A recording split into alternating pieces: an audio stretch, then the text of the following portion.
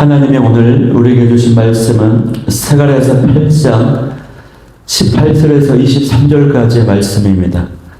스가랴서 8장 18절에서 23절까지의 말씀을 제가 봉독해 올리겠습니다. 만군의 여호와의 말씀이 내게 임하여 이르시되 만군의 여호와가 이같이 말하노라.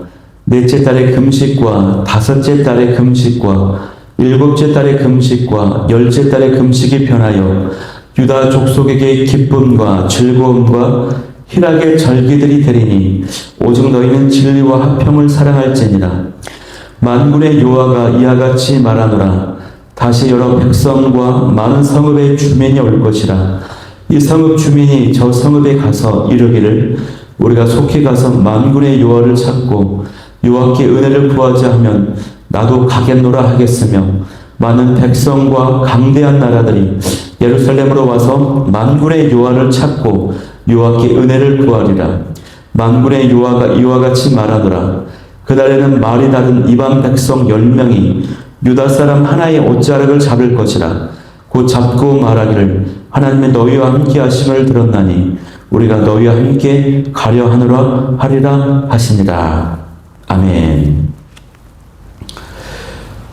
복의 근원으로 회복되는 은혜, 복의 근원으로 회복되는 은혜라는 제목을 가지고 오늘 말씀을 나누도록 하겠습니다. 오늘 읽었던 말씀은 스가랴 8장의 후반부 말씀입니다. 7장 말씀에서요, 우리가 포로지에서 돌아왔던 베델 사람들이 금식을 계속 해야 되느냐고 물었죠. 이에 대해 하나님께서 금식을 하는 자들의 중심과 마음의 태도를 책망하시면서 너희들이 했던 금식은 진정한 금식이 아니었다라고 말씀하셨습니다. 하나님의 기뻐하시는 금식은요, 인애와 긍휼이 가득한 삶의 실천이라고 말씀했습니다. 이웃사랑이 있어야 된다라고 말씀했어요. 그리고 이어서 8장에서 회복과 축복에 대한 약속을 주셨습니다. 그리고 오늘 본문에서는 그 금식에 대한 질문, 그 질문에 대한 답변이 최종적으로 결론 내려지는데 그 내용이 바로 슬픔의 절기였던 금식일을 기쁨의 절기가 되게 하시겠다라고 하는 약속이에요. 회복의 그날에 슬픔의 날이었던 금식일이 기쁨의 날로 즐거운 축제가 시작될 것이라고 지금 말씀하고 있는 것입니다. 그 내용이 이제 첫 구절 19절의 말씀입니다. 이 내용이 바로 19절의 답변이요, 금식에 관한 최종적인 하나님의 답변입니다. 19절 보니까 만군의 여호와가 이같이 말하노라. 넷째 달의 금식과 다섯째 달의 금식과 일곱째 달의 금식과 열째 달의 금식이 변하여 유다 족속에게 기쁨과 즐거움과 희락의 절기들이 되리니 오직 너희는 진리와 화평을 사랑할지니라 말씀하고 있습니다. 원래 하나님께서 이 유대인들에게 지시하시고 말씀하신 금식일은요, 1년에 딱 한 번 대속제일에만 하는 것이었습니다. 하지만 이 유대인들이 바벨론의 포로가 되었을 때에 바벨론의 유배가 되었을 동안에 과거의 뼈아픈 이 체험들, 경험들이 잊지 않기 위해서 몇 차례씩 금식일을 정해 지켰습니다. 그들이 지켰던 금식은 다음과 같았는데요. 사흘의 금식을 했습니다. 예루살렘이 바벨론의 느부갓네살 왕이 이끄는 군대에 의해서 함락된 것을 기억하기 위한 금식이었고요. 또 5월에도 금식했습니다. 예루살렘 성전이 불태워진 것을 기억하기 위한 금식이 5월의 금식이었습니다. 또 7월에도 금식을 했는데요. 바벨론 왕에 의해 세워진 총독 그달랴가 이스마엘에 의해서 죽임을 당했을 때에 예루살렘에 남아있는 자들이 두려움 가운데 애굽으로 피신하면서 예루살렘의 폐허를 보면서 그것을 기억하기 위해서 금식했습니다. 또 마지막 10월에 금식이 있습니다. 예루살렘의 바벨론 군대에 포위당했을 때에 성 안에서 기아에 허덕이며 극심한 고난을 당했습니다. 이것을 기념하기 위해서 또 기억하기 위해서 금식을 했습니다. 이처럼요, 이 유다 백성들이 바벨론에서 했던 금식은 예루살렘의 멸망과 다 관련되어 있는 일들입니다. 따지고 보면 거의 1년 내내 금식을 했던 것과 다름이 없다고 할 수 있습니다. 그러니까 여러분 당시의 분위기가 어땠는지 상상이 가십니까? 1년 내내 슬픔과 절망과 또 우울함 가운데 있었다고 하는 것이죠. 그런데 이제 그들은 더 이상 금식을 할 필요가 없다는 것입니다. 왜 그렇습니까? 하나님께서 그들에게 회복의 은혜를 베풀어 주시기 때문이라는 것이에요. 메시아의 날이요 9월의 날인 약속의 그날에는 모든 슬픔이 사라지기 때문이라고 하는 것입니다. 이처럼 하나님은 애통의 금식을 기쁨의 잔치로 바꾸어주는 분이 되시는 것입니다. 어떤 한 목사님이 교회를 개척하고 너무 힘든 시기를 지나고 있었습니다. 재정도 없고 사람도 없고 교회당이 비어 있었습니다. 그래서 목사님이 매주 토요일마다 교회당을 돌면서 울면서 기도했다고 합니다. 그런데 몇 년 후에 그 교회는 지역의 젊은이들이 가득 모여드는 부흥하는 교회가 되었습니다. 그때 이 목사님이 이렇게 고백을 하는 것입니다. 그때의 눈물이 오늘의 찬양이 되었습니다. 그들의 슬픔이 오늘의 기쁨이 되었습니다. 이렇게 고백을 하는 것이에요. 저도 이제 개척이 이제 4달차 들어가고 있습니다. 우리 개척을 하고 있는 이제 주변의 목사님, 친구 목사님과 소통을 해보면 참 쉽지 않은 소식들을 여전히 들려옵니다. 그러면서 마음이 어렵지 않도록 마음을 잘 붙잡아야 된다고 얘기를 하죠. 그리고 목사님들이 하는 말이 버텨야 된다. 3년은 버텨야 된다. 이런 얘기를 하시는 것입니다. 그런 의미에서 가장 중요한 것이 목회자가 이 기쁨을 유지할 수 있는 것이 가장 중요하다고 하는 것을 깨닫게 되는 것입니다. 기쁨, 행복할 수 있는 그 영성을 계속 지니고 있는 것이 굉장히 중요해요. 금식의 날을 기쁨의 날로 능히 바꾸실 수 있는 그 하나님을 자체를 기뻐하고 즐거워할 수 있는 그 영성과 믿음이 필요한 줄 믿습니다. 하나님을 기뻐하고 하나님을 즐거워할 수 있는 그 영성과 믿음이 제 안에 넘쳐날 수 있기를 소망합니다. 이처럼 하나님은요, 금식의 날을 기쁨의 날로 바꾸시는 분이십니다. 이 하나님이 저와 여러분의 하나님이 되십니다. 슬픔과 절망을 기쁨과 희망으로 바꾸시는 그 하나님이 저와 여러분의 하나님이 되세요. 이 하나님을 깊이 묵상하면서 내 안에 하나님을 기뻐하고 즐거워하면서 기쁨과 찬양이 저와 여러분 가운데 진정으로 진실로 넘쳐나게 되기를 간절히 소망합니다. 그런데 이러한 축복의 선한 말미에요, 이렇게 끝맺고 있습니다. 19절 마지막에 오직 너희는 진리와 화평을 사랑할지니라 라고 말씀하고 있어요. 그러니까 하나님의 이 축복의 선언이요, 이 진리와 화평을 사랑하라고 하는 이 명령과 함께 주어지고 있다는 것이죠. 회복과 축복의 이 약속이 계속해서 순종하라, 말씀에 순종하라라고 하는 이 명령과 함께 우리에게 주어지고 있다는 것입니다. 순종 없는 축복이요, 있을 수가 없어요. 순종이 없는데 나에게 축복이 이루어졌다. 그것은 축복이 아닙니다. 그것은 위장된 조주에 가까운 것이라고 할 수 있습니다. 진리라고 하는 것은요, 하나님과의 바른 관계를 의미합니다. 또 화평이라고 하는 것은 사람들과의 화목한 관계를 의미한다고 할 수 있겠죠. 그래서 진리와 화평을 사랑하게 되는 것은 결국 하나님 말씀의 순종함을 통해서 나타나게 되는 결과인 것입니다. 말씀의 순종함으로 하나님과 화평을 이룬 사람은요, 이웃들과 다른 사람들과의 관계에서도 화평을 이룰 수가 있는 것입니다. 이웃을 존중하며 이웃을 형제처럼 가족처럼 대할 수가 있게 되는 것입니다. 뿐만 아니라 자기 자신에게도 화평할 수가 있어요. 쉽게 말하면 자신을 있는 그대로 받아들이고 또 용서하고 사랑할 수 있다라고 하는 것입니다. 그래서 우리가 말씀에 순종하게 되면은 하나님과의, 그래서 우리가 말씀에 순종하는, 진리를 사랑하는 것이 말씀에 순종하는 것인데, 그렇게 되면은 하나님과의 관계도 화평하게 되고, 이웃들과의 관계도 화평하게 되고, 자기 자신과의 관계에 있어서도 화평의 역사가 이루어지는 줄 믿습니다.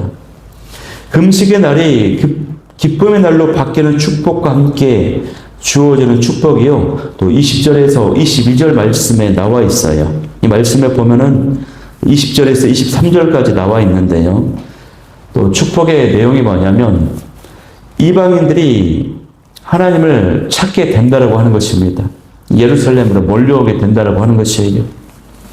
이 말은요, 다른 말로 말하면 이 금식의 날이 금식의 날이 기쁨의 날, 희락의 날로 바뀌는 이 축복과 은혜가 유다 백성들에게만 국한되는 것이 아니라 이방 백성들에게도 주어진다라고 하는 말씀이에요. 만군의 여호와가 말하노라 다시 여러 백성과 많은 성읍의 주민이 올 것이라 라고 말씀하고 있습니다.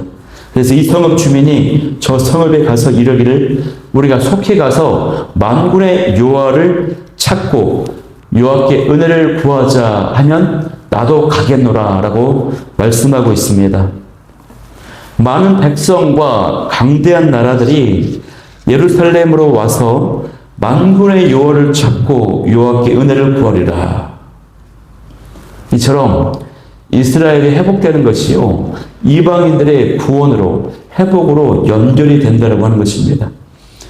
여기서 여러 백성, 많은 성임이라고 하는 말은 뭐냐면 은혜의 보편성을 나타내는 것입니다. 이것은 이스라엘을 회복시키는 것이 이스라엘 자체만 하나님의 뜻과 궁극적 목적이 있는 것이 아니라 열방을 향한 하나님의 궁극적 목적이 담겨져 있는 것을 보여주는 것입니다.